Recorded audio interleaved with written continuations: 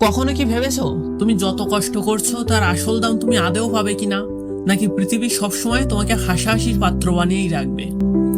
একটা ছোট্ট গ্রামে ছিল এক গরিব ছেলে, নাম তার অর্জুন। তার কাছে ছিল না জমি, না ছিল টাকা, এমনকি ছিল না পড়াশোনা করার জন্য বই কেনার সামর্থ্য। তবুও তার চোখে ছিল একটাই স্বপ্ন, একদিন বড় কিছু হবে। প্রতিদিন সে মাটির তেলের কুপির নিচে রাত জেগে পড়াশোনা করত। অনেক সময় ক্ষুধার জ্বালা তাকে কাঁদাতো, কিন্তু সে জানতো ক্ষুধা সাময়িক, জ্ঞান চিরস্থায়ী। গ্রামের লোকেরা বলতো এই গরিবের ছেলে দিয়ে কিচ্ছু হবে না। তারা তাকে নিয়ে উপহাস করত, তার দিকে আঙুল তুলতো, কিন্তু অর্জুন থামেনি।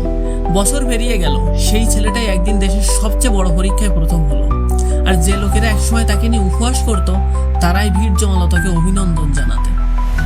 এই গল্পই আমাদের শেখায়, পৃথিবী তোমাকে থামানোর চেষ্টা করবে, মানুষ তোমাকে নিয়ে হাসাহাসি করবে, কিন্তু যদি তুমি অপেক্ষা করতে শিখো আর চেষ্টা চালিয়ে যাও, তাহলে একদিন তোমার নাম ইতিহাসে লেখা হবে।